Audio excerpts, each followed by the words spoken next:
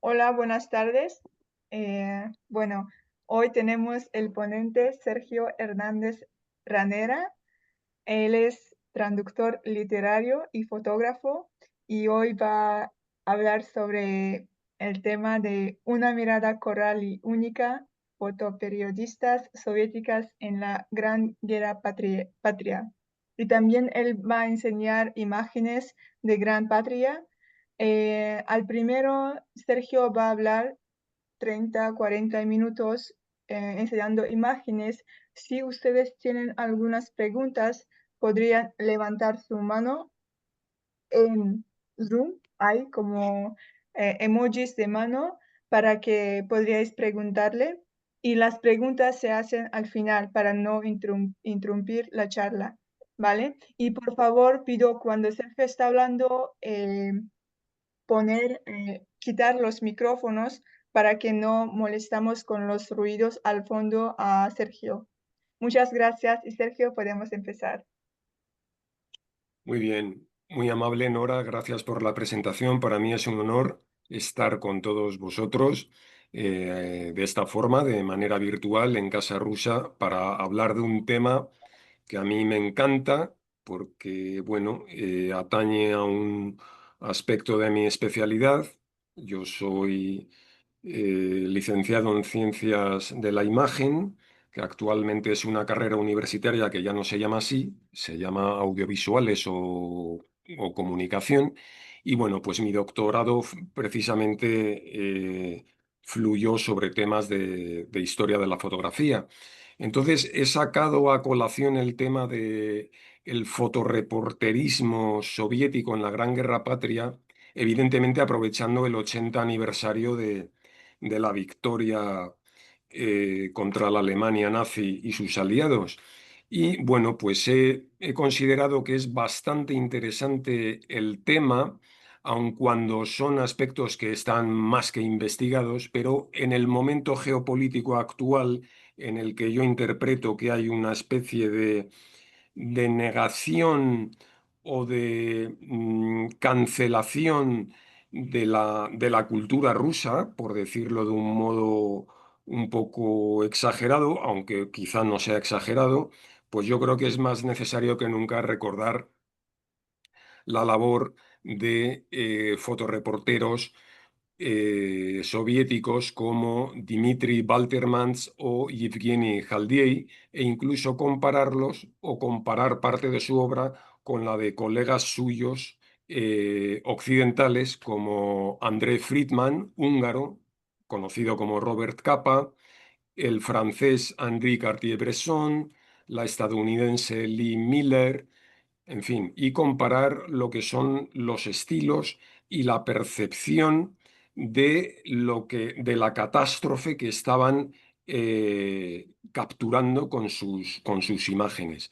Bien, y entonces, para empezar, me gustaría precisar que en el momento en que empieza la Gran Guerra Patria, en el año 41, o la Segunda Guerra Mundial en el año 39, la fotografía ya está establecida claramente como un arte. Es decir, ya no hay la discusión del siglo XIX de si la fotografía es arte o no es arte. Ya está claro que es arte y ha evolucionado en diversos estilos y movimientos, insertan diversos movimientos artísticos y, a diferencia del siglo XIX, ya se ha abandonado el pictorialismo. El pictorialismo, para entendernos, es lo que le pasaba a la fotografía en el siglo XIX cuando trataba de imitar a la pintura. Bien, esto en el siglo XX, aunque el pictorialismo siempre de alguna manera sobrevive en algunas imágenes, en algunos estilos incluso, bien, era una cosa que ya se había superado, ¿no? Entonces, como digo, en el momento que nos ocupa la fotografía ya es un arte y además el fotoreporterismo de guerra también está creado. De hecho, está creado en la propia Rusia, porque digamos que las primeras fotografías que se toman de una guerra es en Rusia. es en la Guerra de Crimea en 1855 y lo hizo un fotógrafo inglés que se llamaba Roger Fenton y bueno, pues él fue enviado por el gobierno británico a Crimea para tomar unas imágenes que no mostraran la crudeza y lo terrible de una guerra para tranquilizar a la opinión pública en Gran Bretaña. Y entonces, bueno, pues allá que fue Roger Fenton y tomó imágenes que, claro, dada la tecnología de la época, porque él utilizaba una técnica que se llamaba colodión húmedo, el wet collodion, también algún calotipo, pues eran artilugios fotográficos muy lentos, de mucha definición y precisión, pero que precisaban el posado de los soldados. En cualquier caso, Fenton tenía la prohibición de no capturar escenas violentas o dramáticas para no desmoralizar al público británico. Entonces, por ejemplo, vamos a ver, quiero mostraros una de las primeras imágenes de Fenton en Crimea. ¿La estáis viendo? Sí, La sí. estáis viendo, ¿no? Bien, pues como veis aquí, estas primeras imágenes que en la historia de la fotografía son las primeras que corresponden al género de fotografía de reportaje de guerra, pues no hay acción, son posados. Estamos viendo a unos soldados británicos posando. Y además, si os dais cuenta, la mayoría de ellos están enfocados, se ven sus rostros con bastante buena definición, menos este soldado de aquí, el de la izquierda, que está desenfocado. Y esto es porque no está posando, seguramente estaba en movimiento. Es decir, digamos que en el siglo XIX las primeras técnicas fotográficas requerían el estatismo, que las figuras estuvieran quietas para salir bien enfocadas. Bien, ¿qué es lo que pasa cuando llega el siglo XX y llega, por ejemplo, la Guerra Civil Española? Que es otro gran conflicto profusamente fotografiado, pues que ya hay una innovación técnica y la innovación técnica la da la casa alemana Leica con su cámara todoterreno, que es esta, la Leica. La estáis viendo, ¿no?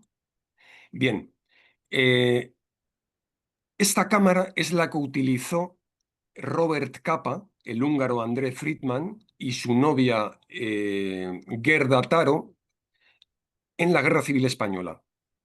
¿Por qué hablo de esto primeramente? Pues porque esta misma cámara es la que también utilizan los fotógrafos soviéticos a partir del año 1941. Eh, Leica es el acrónimo de Leitz Camera, es la marca de la firma. Eran cámaras telemétricas y la innovación es que eran muy pequeñas. No pesaban más que apenas 400 gramos y a diferencia de las cámaras de épocas anteriores, eran portátiles. Las podías llevar en una mochila, incluso en el bolsillo del abrigo, con lo cual el fotoreportero podía integrarse directamente con los batallones de soldados o incluso en los combates, sacar la cámara rápidamente y tomar fotografías. Entonces, por ejemplo, pues con esta cámara, Robert Capa tomó probablemente su fotografía más famosa en España, que es la del miliciano cayendo en combate en 1936 en Cerro Muriano, en Córdoba, y es esta. Bien, Esta es la imagen más famosa de André Friedman, alias Robert Capa. Está tomada en 1936 en España. Y aquí es importante porque el género fotográfico de guerra ya ha cambiado. Es decir, esto es acción pura. Acción pura y lo que luego también denominó Henri Cartier-Bresson la captura del momento decisivo. Claro, en el género del fotorreportaje de guerra el momento decisivo es dramático. En este caso es la muerte. Es la muerte en directo. Bien. Y bueno, he sacado a Capa porque Capa, Robert Capa, eh, tuvo una pequeña amistad con los fotoreporteros soviéticos, por ejemplo, con Yevgeny Haldiey. ¿Dónde? Pues, por ejemplo, en los juicios de Nuremberg, a partir de 1945 y durante 1946 porque ambos estaban fotografiando a los jerarcas nazis que estaban siendo juzgados y bueno, pues allí congeniaron. Eh, bien, vámonos ya a lo que es eh, la obra de los fotógrafos soviéticos. Vamos a empezar con Yevgeny Haldiey. Yevgeny Haldiey es el fotógrafo de la victoria. Estamos hablando de que tanto Haldiey como Waltermans inician su labor fotográfica en 1941 y la acaban en 1945. Y en el caso de Haldiey lo hizo de norte a sur, porque él empezó en, en el frente de Murmansk, en el norte, y acabó en Berlín, pasando por Stalingrado. Con lo cual, digamos que la carrera y experiencia vital de esta gente, pues claro, era decisiva. Voy a ver si puedo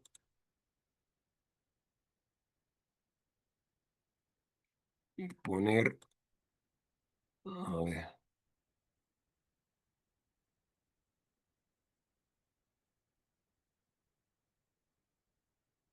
a ver, es que no me deja ahora.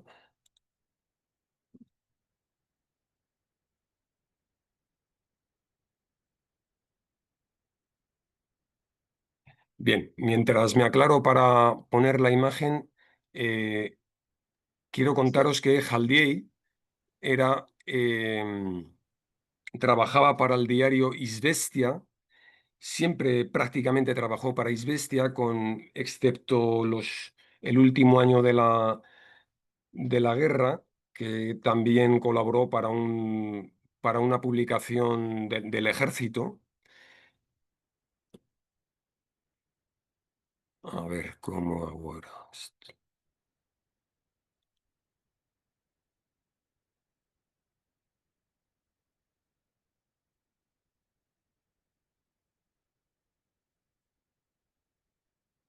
A ver, un momento. Me estoy haciendo un pequeño lío.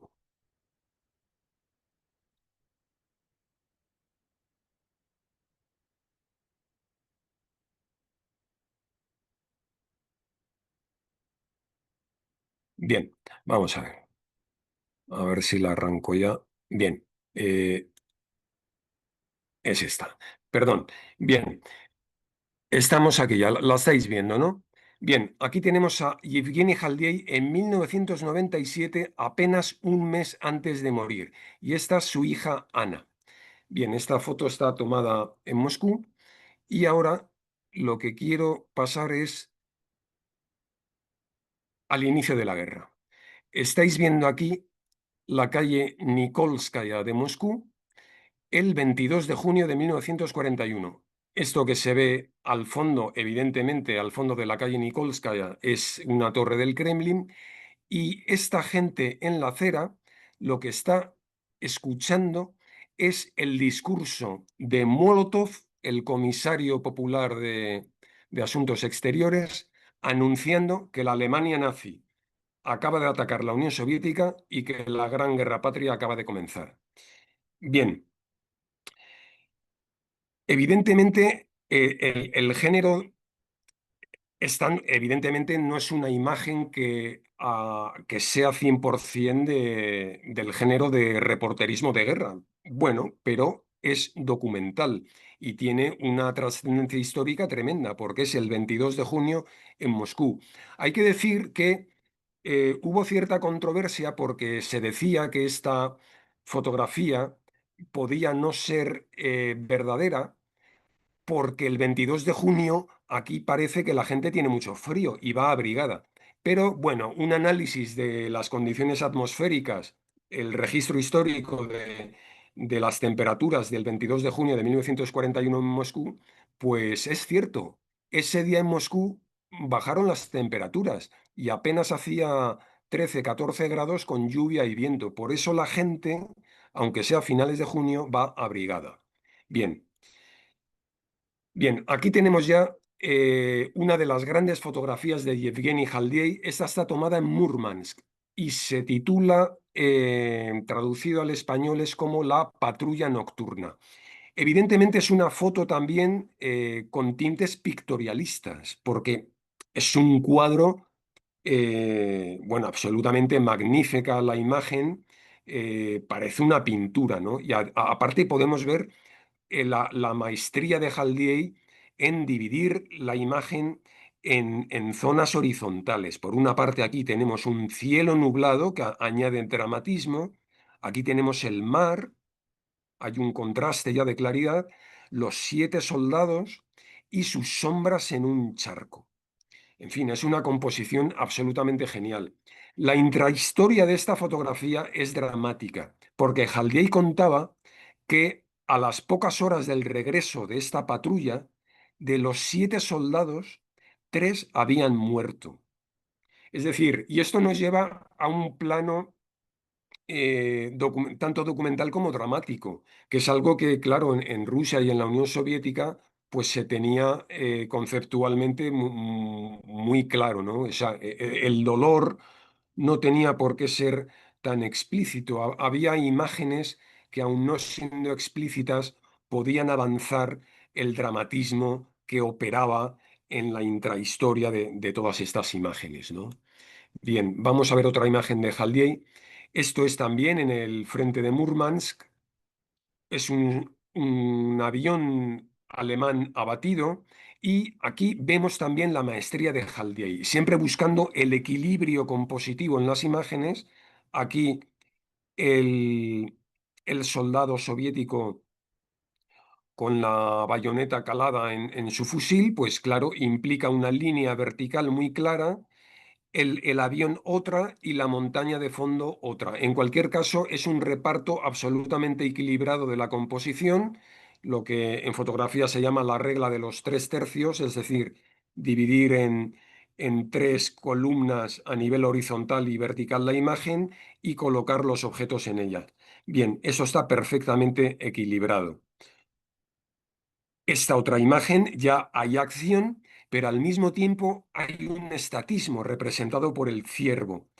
Vemos aquí unos cazas soviéticos yendo al ataque, está la explosión de una bomba y, bueno, pues una vez más la maestría de Haldiey, que añade elementos pictorialistas a la acción, lo cual es algo absolutamente genial porque, bueno, ya lo hemos visto antes, una cámara Leica implica ser rápido, poco tiempo para pensar, muy poco tiempo para eh, calcular la exposición con la cámara en fin, pues él lo ha captado. Tiene el estatismo representado por el ciervo, la acción representada por los cazas soviéticos y, bueno, el momento decisivo que es la explosión de un proyectil o un obús. Bien, esta fotografía también de Haldey es importantísima. Esto es Murmansk. Esto es Murmansk y Murmansk está arrasado. Y esta viejecita, con sus enseres a cuestas, Haldey cuenta que le dijo: ¿qué haces haciéndome una foto? Deberías estar en Berlín. Y la contestación de Haldey fue: no se preocupe, llegaremos a Berlín. Y claro que llegaron a Berlín. Bien, el caso es que no solamente Haldiey llegó a Berlín físicamente, sino que esta fotografía también llegó a Alemania. ¿Por qué? Porque esta foto precisamente fue una de las pruebas documentales que la acusación soviética presentó en los juicios de Nuremberg para acusar a los jerarcas nazis de crímenes contra la humanidad. Porque Murmansk en aquella época básicamente estaba construida con casas, es decir, con construcciones de madera. Y los ataques de la aviación alemana la redujeron a cenizas. No quedó nada. Entonces, esta imagen, ya digo, junto con otras tres fotografías más de Haldiey, sirvieron para la acusación por crímenes contra la humanidad contra los jerarcas nazis. Bien, este es el propio Yevgeny Haldiey posando en Berlín.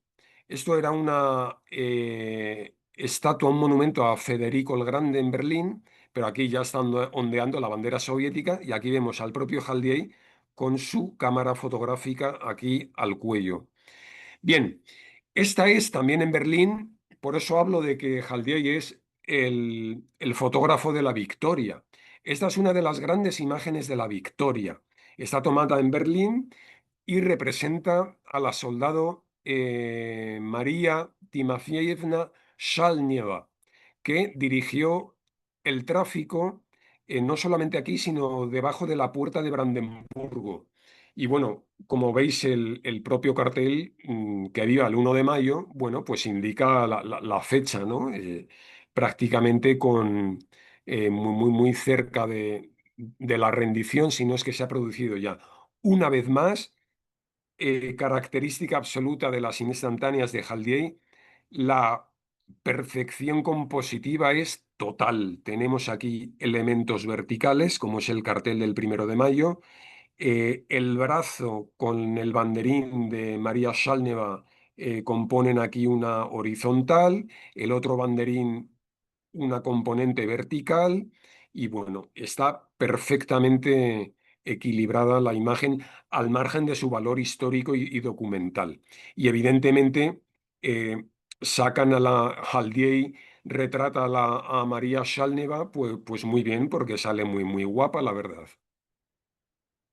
Bien, Haldiey, como os digo, es conocido por su gran foto del izado de la bandera del Reichstag, pero también hay otras. Ya llegaremos a esa imagen. Esta otra es menos conocida y es también impresionante, porque claro, al lado del águila fascista, la bandera soviética, en fin, esto tiene un contenido eh, muy potente, también propagandístico, obviamente. Bien, esta es la imagen más famosa, más célebre de Haldiey. Eh, el izado de la bandera soviética en el Reichstag. Bien, hay que decir que evidentemente esta imagen sirve a motivos propagandísticos y desde ese punto de vista siempre, por lo menos en Occidente, se intentó hacer desmerecer no tanto la labor de Haldiey como el plano en el que operaba esta imagen. Pero bueno, esto ya es meterse en una discusión política. Vamos por partes. Primeramente, eh, este no es el primer izado de la bandera soviética sobre el Reichstag. De hecho, es el segundo o el tercero. Y aquí Haldiey se mete en el tejado del Reichstag al día siguiente del izado de la primera bandera soviética y pide a unos soldados, pide a un comandante que le deje a algunos soldados y oficiales para escenificar de nuevo el izado de la bandera. Eh, el abjaso Melitón Cantaria y el ruso Mikhail Yegorov pasaron a la historia como ser los primeros que izaron la bandera soviética, pero no son estos. Estos son un soldado ruso de 19 años y este señor de aquí es un caucasiano, creo que de Dagestán, se llamaba Abdul Hakim, no me acuerdo del apellido, pero el nombre era Abdul Hakim. Bueno, da igual, era para tener constancia documental del momento. Y claro, el momento es tremendo. Eh, no, vamos a ver, el contenido propagandístico no tiene por qué hacer desmerecer, como hemos dicho, la imagen. Mm, Además, eh, hay hay otras imágenes de otros fotógrafos que operan en el mismo campo propagandístico. Vamos a ver, por ejemplo, ¿estáis viendo esta imagen? El izado de la bandera estadounidense en la isla de Iwo Jima. ¿La veis? Tanto la imagen, sí, con La la veis, bandera, ¿no? sí. Bien, esta fotografía es la fotografía más célebre del fotógrafo estadounidense Joe Rosenthal. Está tomada en 1945 en la isla japonesa de Iwo Jima, que hubo una batalla muy sangrienta allí también. Y bueno, pues es también genial. Compositivamente es absolutamente genial. Y vemos que comparativamente sirve a los mismos propósitos que las fotografías de Yevgeny Haldiey sobre el Reichstag. Es decir, y además comparte el hecho de que tampoco fue el primer izado de la bandera estadounidense en Iwo Jima, sino que fue el segundo. Y Joy Rosenthal hizo exactamente lo mismo que Haldiey. Pidió a un oficial que le prestara algunos soldados para componer la imagen y él tiró la imagen. Es decir, quiero decir, si lo que está bien para Joy Rosenthal, que es magnífico, está bien, pues entonces para Haldiey también tiene que estar bien. Quiero decir, el hecho propagandístico no tiene por qué desmerecer ni la fotografía de Haldiey en el Reichstag, ni la fotografía de Joey Rosenthal en Iwo Jima. Eso es básicamente lo que quiero decir con esta imagen. Eh, bien. Em,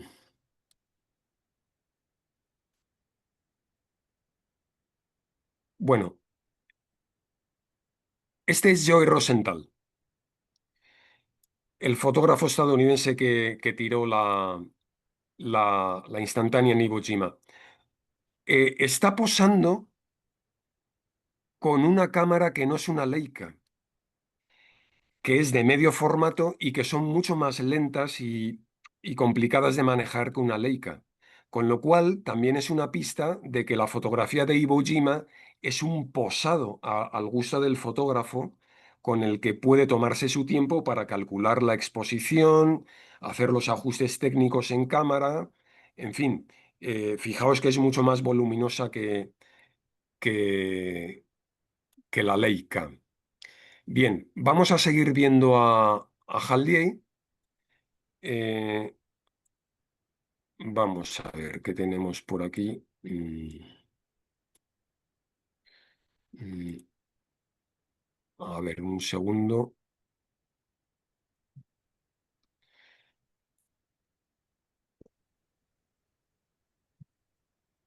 Eh, Os he comentado que las fotografías de Halliday sirvieron de apoyo documental para encausar a los criminales nazis en los juicios de Nuremberg.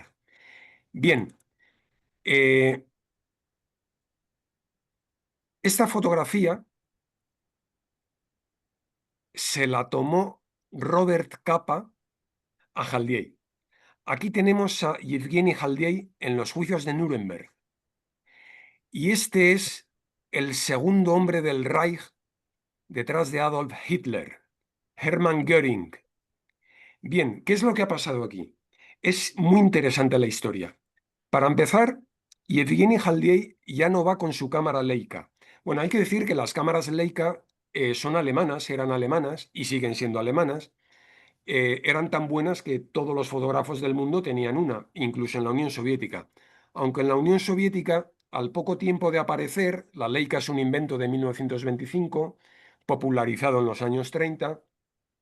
En la Unión Soviética se fabricó la versión soviética de la Leica, que es una cámara que se llamaba Zorki. La Zorki es prácticamente idéntica a la Leica. Y bien, lo interesante de esta imagen es que aquí Yevgeny Haldey no lleva una Leica, lleva una Speed Graphic. Es una cámara, la cámara totémica, la célebre cámara de los fotoreporteros de los años 40 y 50. Tiene la lámpara del flash aquí incorporada. Es una cámara de formato medio, pero rápida, con lo cual permitía tomar imágenes con bastante definición. Bien, Jaldiel la tiene en sus manos porque se la regaló Robert Capa. ¿Y por qué? Pues porque ambos, claro, eran colegas, eran fotoreporteros, eran antifascistas. Hay que recordar la implicación antifascista de Robert Capa, que además él siempre, digamos, que tuvo a bien pues prácticamente sintonizaba con la ideología comunista y era un antifascista declarado. Aparte, tanto Jaldiey como él eran judíos. Capa era, ya hemos dicho que su nombre real era André Friedman, húngaro, y bueno, Yevgeny Jaldiey, en realidad Yevgeny es más o menos como su apodo, porque no se llamaba exactamente Yevgeny, sino, bueno, un nombre judío que ahora ya no recuerdo. Pero bueno, bien, la intrahistoria de esta imagen es que Goering se tapa el rostro con la mano para fastidiar la fotografía a Robert Capa. ¿Y por qué? Pues porque, bien, este es Robert Capa en sus años jóvenes. Esta es una fotografía de finales de los años 30 o principios de los 40. Vale. Disculpe, Sergio, está enseñando solamente la imagen anterior con la bandera. A ver, voy a ver qué pasa.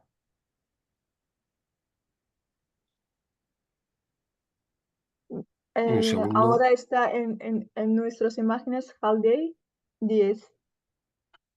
Vale, un segundo.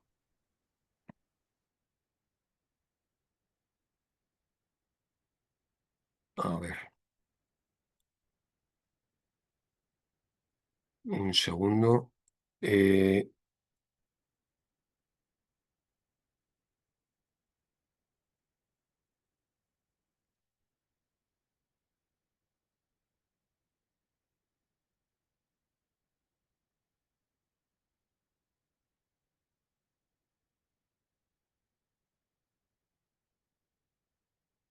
bien, ¿habéis visto esta imagen entonces de la que estaba hablando? No, no pienso. Bien, he estado todo el rato hablando de esta imagen. Está tomada en los juicios de Nuremberg.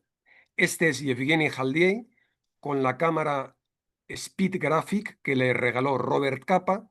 Este es el vicecanciller del Reich, Hermann Göring, que se tapa el rostro con la mano para fastidiar la fotografía a Robert Capa. ¿Por qué? Porque se había dado cuenta de que Haldiey y Robert Capa, bueno, pues habían confraternizado y se estaban ayudando a tomar fotografías. Este es Robert Capa en sus años jóvenes, finales de los 30, principios de los 40.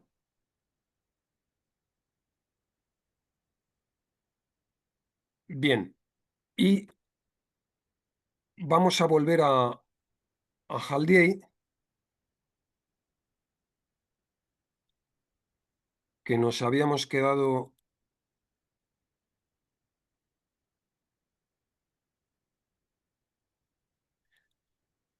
Bien,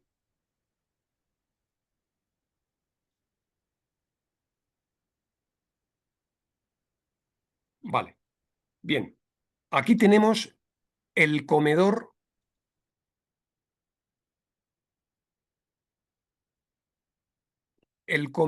en el que estaban los encausados en el juicio de Nuremberg. Aquí tenemos a Hermann Göring, que es este señor de la izquierda, con su abogado y no sé si el resto es algún jerarca nazi más.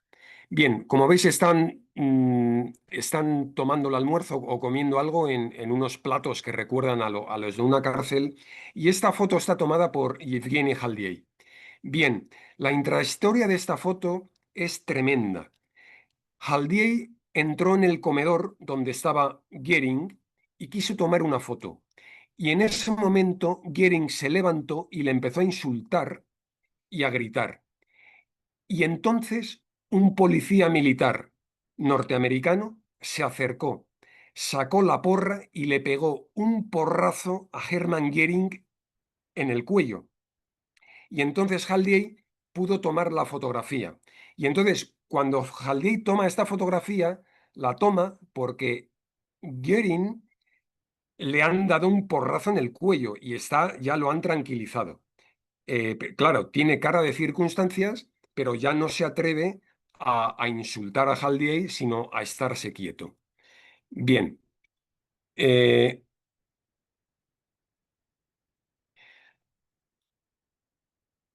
Haldiey casi nunca hizo fotomontajes, pero este es uno de ellos. Esto es el desfile de la Victoria a finales de junio del 45 en Moscú y esto es un fotomontaje. Aquí la silueta de Haldiey se ha superpuesto a una de las filas de los contingentes que desfilaron en la Plaza Roja. Esta fotografía de Zhukov a caballo en el primer desfile de la Victoria en Moscú es también obra de Haldiey, obra de Haldiey.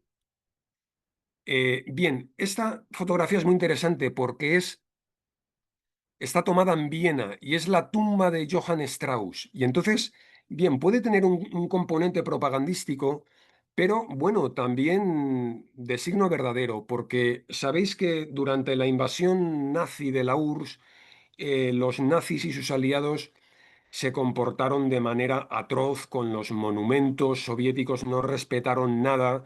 También estuvieron en Krasnaya Poliana, en la finca de Liev Tolstoy, pisotearon aquello.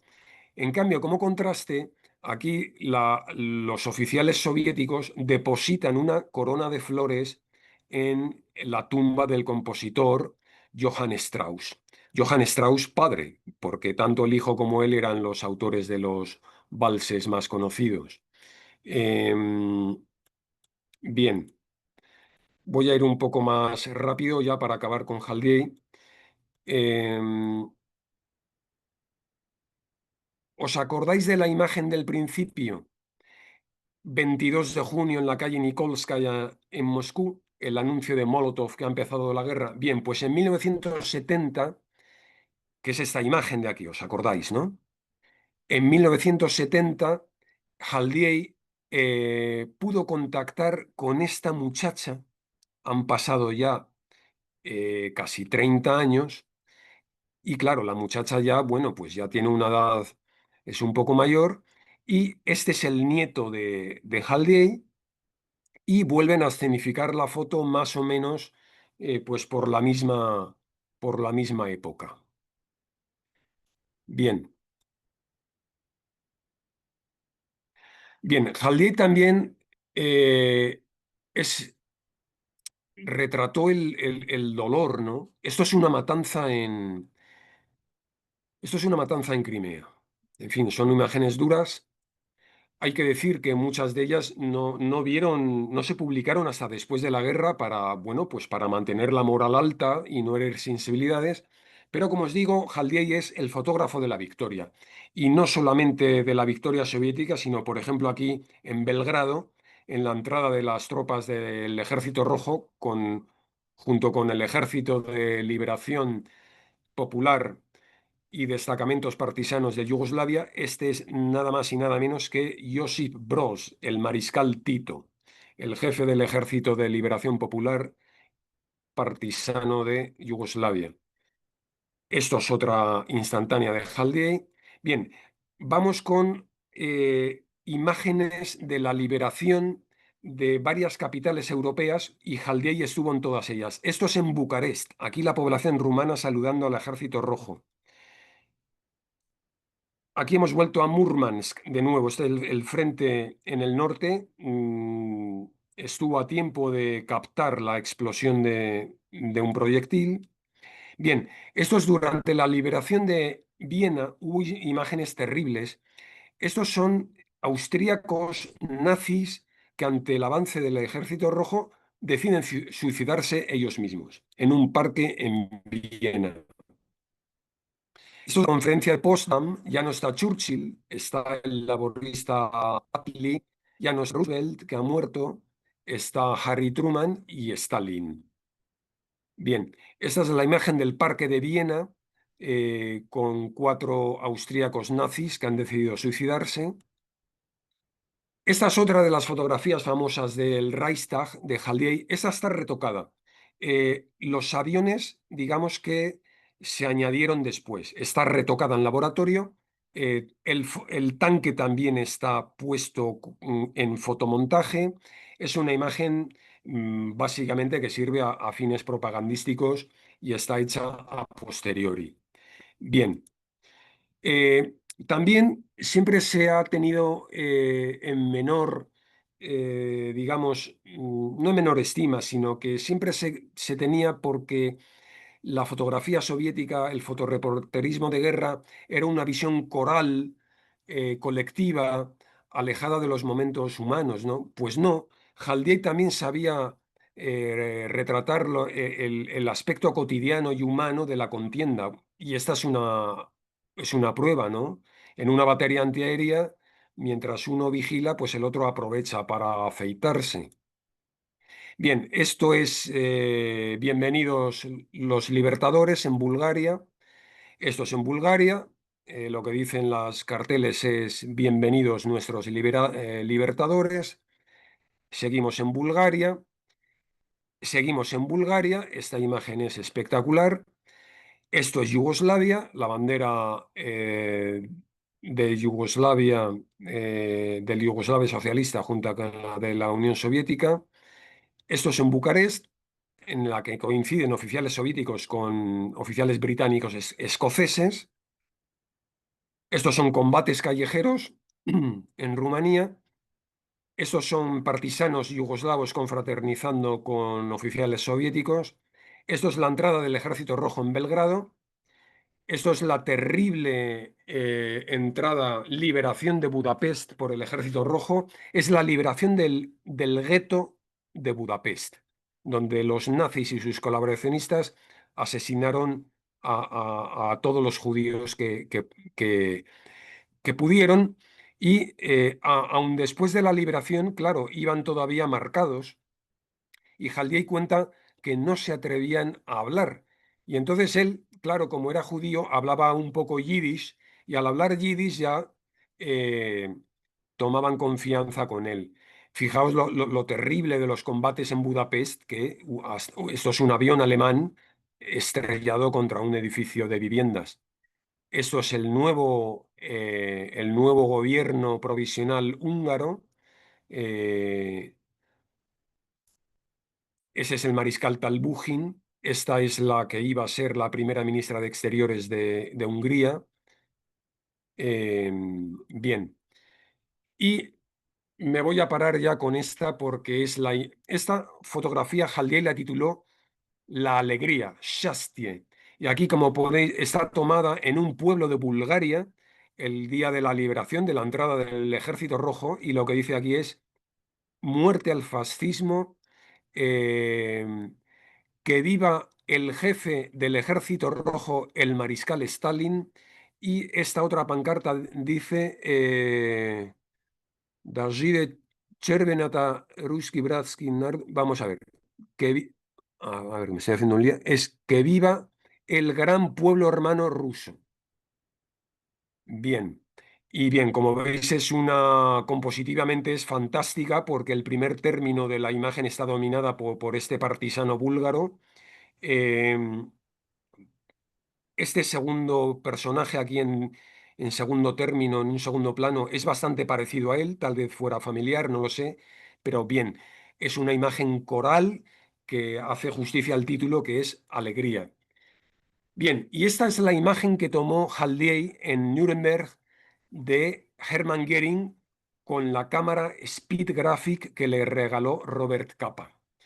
No fue fácil porque tuvo que convencer a una parte del jurado para que le dejara espacio en el estrado para tomar desde ahí una, una óptica hacia el pupitre de los acusados. Y esto es un desminado en Belgrado. Bien, vamos a salirnos ya de Jaldiey y quiero entrar con Walter Mans, que es el otro gran eh, Nos quedan fotoreportero ya de... 8 minutos, Sergio. Vamos rápido, no, no, vamos rápido. Bien,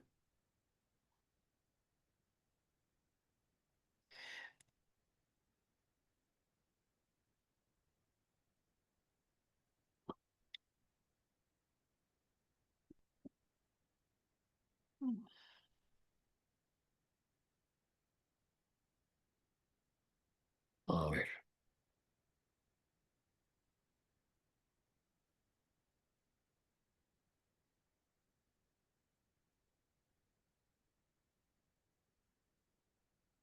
Bien, Waltermans, Dimitri Waltermans, era profesor de matemáticas y tenía una especialidad de ingeniería mecánica matemática, pero se enamoró de la fotografía y, bueno, pues en 1939 realizó para Isvestia un reportaje fotográfico y le encantó a Isvestia y lo ficharon, lo contrataron. Bien, Walter Mans es acción pura. De hecho, a diferencia de Haldiey, Walter Mans tuvo dos heridas muy graves, estuvieron a punto de amputarle una pierna y quedó cojo para toda su vida. Claro, en las escenas de acción no hay tiempo para a calcular la exposición de la cámara y las fotografías salen como salen. Aún así, le salían muy bien. Fijaos el dinamismo de la imagen y el contraste bestial de claroscuros en la imagen. Bien, esta es una de las fotografías más famosas de Waltermans. Se llama El ataque, está tomada en 1941. En Occidente se decía que servía a efectos propagandísticos, pero bueno, está claro que por el punto de vista, Waltermans está aquí abajo en la trinchera y toma un plano contrapicado en el avance de los soldados. Bien, esta es la fotografía más famosa de Waltermans. Se llama Gorie. El dolor, y está tomada en 1942 en Crimea, después de que colaboracionistas nazis, no vamos a decir ahora la nacionalidad, acabaran con la vida de ciudadanos, de civiles soviéticos. Y el momento es terrible. Es tan terrible que esta imagen no se publicó en la Unión Soviética hasta más de 30 años después, hasta 1975. Claro, para no herir susceptibilidades, porque esta gente no había sido asesinada por exactamente los alemanes, sino por sus colaboracionistas. Y bueno, pues es cierto que aquí Walter al parecer ennegreció un poco en el laboratorio las nubes para añadir más dramatismo a la imagen y bueno, el momento decisivo que pudo capturar es esta pobre mujer al reconocer a un familiar, a un vecino o a un amigo. Esta imagen de Waltermans es totémica porque resume en una imagen lo que fue el sufrimiento del pueblo soviético. Bien, los combates en las afueras de Moscú, una batería antiaérea. Fijaos qué dominio de la luz, porque no es fácil medir la luz dentro de una habitación y fuera en la calle. Él pudo hacer un equilibrio y que se vieran bien las dos escenas, tanto dentro de la casa como en la calle. También, claro, sus imágenes contribuían a derribar el mito de la superioridad aria alemana y nazi. Esos son prisioneros nazis y fijaos que prácticamente, no sé, es una imagen que los ridiculiza un poco. Bien, esto es una maestría técnica, abriendo la exposición, es una fotografía de larga exposición, un ataque de blindados nocturno. También esto acude aquí un poco también al pictorialismo Waltermans para retratar lo que es la artillería soviética. Fijaos el dinamismo por una parte del agua y los pies, pero también el estatismo de la pieza de artillería. Bien, el desfile de 58.000 prisioneros alemanes capturados en el frente de Bielorrusia, desfilando en julio de 1944 en Moscú. Esto prácticamente no se lo podían creer los aliados ingleses y norteamericanos y bueno, pues Waltermans colaboró a una prueba documental. Bien, esta es otra soldado soviética dirigiendo el tráfico en Berlín. Esto es una vista sobre el río Elba, ya en Alemania. Fijaos aquí cómo Waltermans, también en Alemania, crea un marco natural para este soldado soviético. Aquí la maestría de Waltermans, bueno, pues llega a que, fijaos, voy a aumentar un poco, fijaos cómo está enfocada la mirada del soldado, ¿no? En fin, por eso digo que es una maestría, le ha proporcionado un marco natural a través del agujero en esta pared, en este muro. Bien, esta es muy importante también, es muy famosa. Son unos soldados soviéticos en una casa destruida en Alemania que encontraron un piano y uno de ellos se puso a interpretar una pieza de Tchaikovsky y la imagen se titula Tchaikovsky en Alemania. Y también Waltermans fotografió la victoria. Claro, estos en los fuegos artificiales del primer desfile de la victoria a finales de junio de 1945. Luego, Waltermans siguió trabajando ya no para la agencia TASS, porque él trabajó para TASS durante la guerra, sino para el semanario Aganyok, una de las grandes revistas soviéticas y que todavía sobrevive actualmente en la actualidad en Rusia. Y Waltermans, fijaos, este es Sergei Mikhalkov, el autor de la letra del himno de la Unión Soviética, y su hijo Nikita Mikhalkov, el cineasta, bueno, en su apartamento en Moscú en los años, finales de los años 40, principios de los 50. Bien, y con esto yo creo que voy a parar ya un poco para dejar tiempo a las preguntas. No sé si os parece. Sí, claro, muchas gracias, Sergio. Era muy interesante y las imágenes se parecen como que, no sé, la calidad de la cámara es muy potente para años no, 1941, 45. Sí, Wow. la verdad es que tanto Waltermans como Haldiey tuvo un periodo de aprendizaje en Isvestia como ayudante de fotografía, donde pudo aprender la profesión, manejarse en el laboratorio, en el revelado de los rollos de película fotográfica en el laboratorio. Es decir, digamos que su profesionalismo no es espontáneo, es algo calculado, es decir, eh, mm, el ejército soviético y las publicaciones soviéticas no enviaban a cualquiera al frente, enviaban a los mejores. Claro, ellos fueron los más famosos. Hay que decir que también es que sobrevivieron a la guerra, porque fotógrafos Sí, había muchos, pero es que murieron un montón.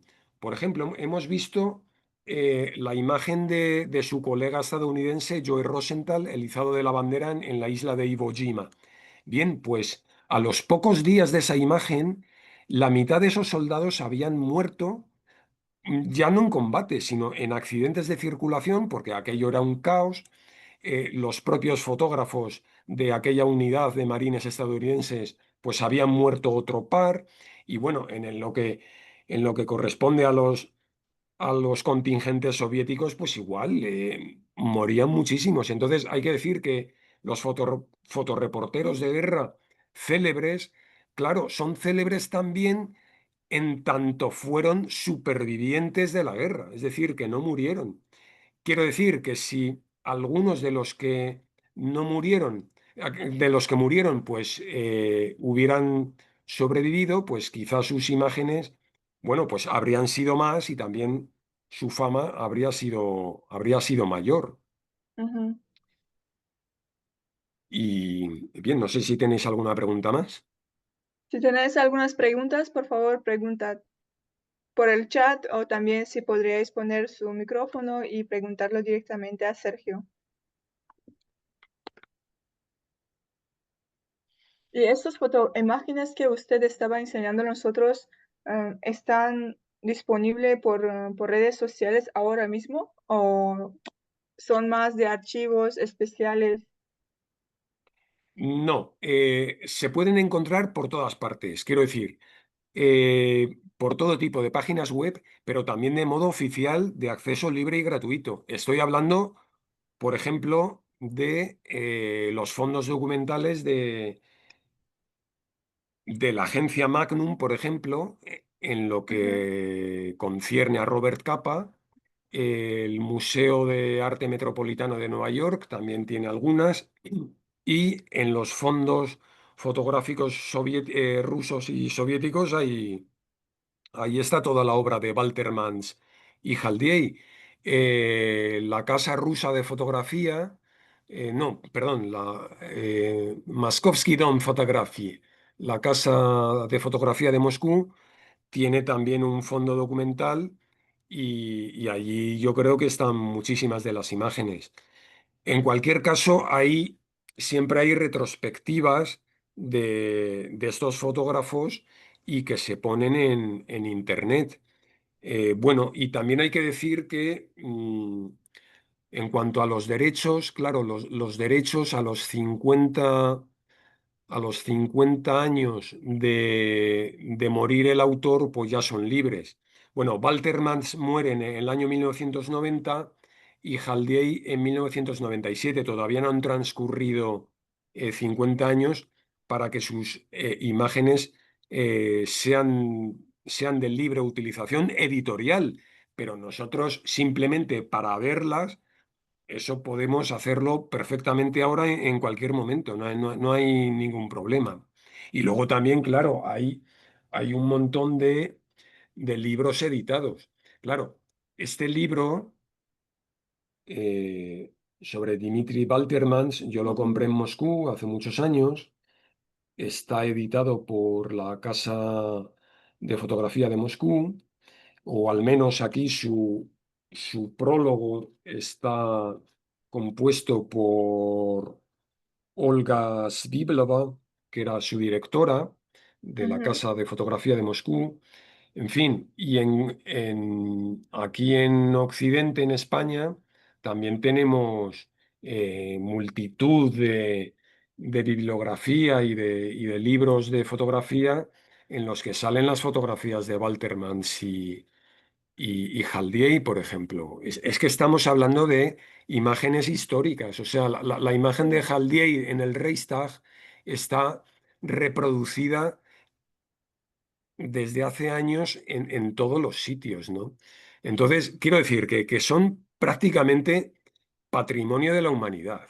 Entonces, su importancia también radica en que es el apoyo documental a la mayor experiencia vital y trágica de la historia de la humanidad, que es la Segunda Guerra Mundial, ¿no?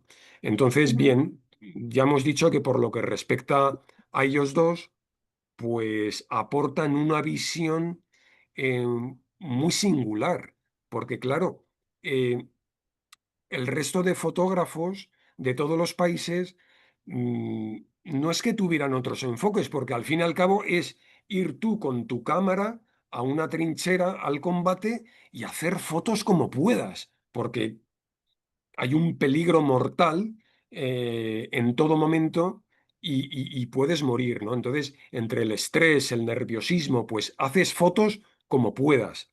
Quiero decir, en los momentos de acción o de combate. Luego, en la retaguardia o cuando las cosas se calman un poco más, pues ahí, claro, ya cada fotógrafo aporta su visión personal y su enfoque, su impronta personal. Y es ahí donde se establecen ciertas diferencias. Y quizá siempre se ha tenido a los fotógrafos occidentales, como el francés Henri Cartier-Breton, el propio húngaro Robert Capa, Lee Miller, estadounidense, o George Roger, británico, pues aportaban digamos, un punto de vista algo más individual. Pero claro, todo esto en teoría, porque los soviéticos, que siempre se decía que su visión era más coral, más colectiva, porque había que defender el aporte colectivo para la victoria, o incluso el modo colectivo en el que el pueblo soviético y el país sufrió, porque sufrieron todos, pues eso define también una especie de no individualización de la ujú, tragedia, sino que la tragedia la sufren todos, no personas, individuos con nombres y apellidos. Y al final, en las propias imágenes en las propias imágenes de otros fotógrafos, pues esto también trasciende. Por ejemplo, os voy a poner una fotografía de George Roger, el gran fotógrafo británico de la agencia Magnum, colega de Robert Capa y Cartier-Bresson. Eh, bien, ¿la estáis viendo? sí, Fijaos qué maravilla. Esta fotografía de George Roger está hecha en Londres después de un bombardeo alemán y es la evacuación de una víctima civil de una casa. Es otra absoluta maravilla. Está compuesta en tres planos, un horizontal aquí con un autobús que ha resultado afectado por el bombardeo, uno medio horizontal, medio diagonal con la evacuación de la mujer que está en una camilla herida y un plano diagonal que componen los cascos de los bomberos ingleses. Quiero decir, aquí no hay individuos, aquí no hay personas, aquí hay una colectividad también. Es decir, el fotógrafo también se esfuerza por plasmar el momento colectivo de la tragedia, no se individualiza, se colectiviza también, ¿no? Por eso digo que Por eso digo que también los colegas occidentales de Waltermans y Haldiey operaban en un plano colectivo también. Pero es que además sí, ellos mismos, como hemos visto antes, trabaron conocimiento y amistad en los juicios de Nuremberg. Y claro, ujú, se respetaban mucho mutuamente, sobre todo luego en años posteriores, porque hay que decir que Waltermans y Haldiey, más Waltermans, tuvo mucho reconocimiento en Occidente. De hecho, en los años de la perestroika, en los años 80, Dimitri Waltermans llegó a ser jurado del concurso internacional World Press Photo, cuando este concurso era muy prestigioso, porque luego en los últimos años, ahora en el siglo XXI, bueno, pues para resumirlo un poco, digamos que operan ya elementos más políticos y propagandísticos que ujú, meramente artísticos. Pero quiero decir, llegó un momento, sobre todo ya en el deshielo, un poco años 70 y en la perestroika, que los fotógrafos soviéticos se empezaron a dar a conocer a través de exposiciones. Yo mismo en la facultad, en el año 88, cuando la primera vez que vi a Waltermans, nos quedamos asombrados y diciendo, pero este hombre, ¿cómo es posible sacar unas fotos así? Y preguntando a los profesores, tampoco sabían mucho. No, es Dmitri Waltermans, soviético, y estas son fotos del frente de Crimea, pero tampoco te podían decir un poco más. Estamos hablando del año 88, yo tenía apenas 20 años, no, 19 años entonces, ¿no? Entonces, pero luego, al poco, cuando yo ingresé en el doctorado, con este mismo profesor de fotografía, volviendo a analizar las imágenes, habían pasado ya unos años, estamos en los años 90, y ya el profesor ya sabía más cosas de Waltermans y eh, ya tenía más información para compartir con nosotros, ¿no? Entonces, claro, llega un sí, momento en que a Waltermans en Occidente se lo conoce como el Robert Capa soviético, porque el epítome del fotoreportero de guerra es Robert Capa. Vale, muy bien. fotografió la Guerra Civil Española y la Segunda Guerra Mundial y la Guerra de Indochina, es decir, el pre-Vietnam, hasta que murió allí por la explosión de una mina que le reventó. Bien, pero quiero decir que había gente tan buena o mejor que Capa, y Waltermans era uno de ellos.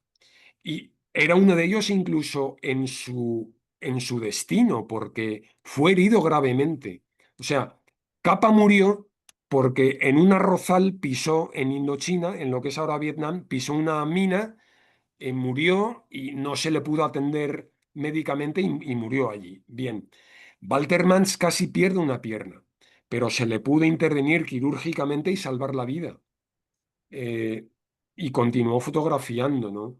Entonces, bueno, pues este es un poco el resumen, que al final, entre ellos mismos, entre los colegas de uno y otro país, pues las circunstancias eran similares y los enfoques artísticos podían diferir, pero en lo esencial eran parecidos, ¿no?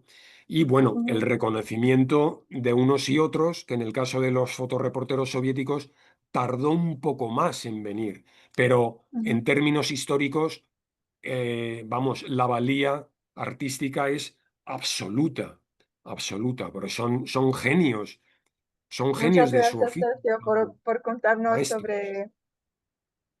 sobre esos personajes como Holiday y como Waltermans. Son personajes, como estás diciendo, como un fotógrafo, son muy importantes que quizás la mayoría de personas que estamos no conocemos en día a día, pero cuando veamos esas imágenes nos enseña estas partes cuando ellos estaban trabajando y poniendo su vida en esas zonas peligrosas. Wow, es muy curioso que estaban viviendo hasta 1990. Han vivido en la guerra. Wow, muchas Así es. gracias.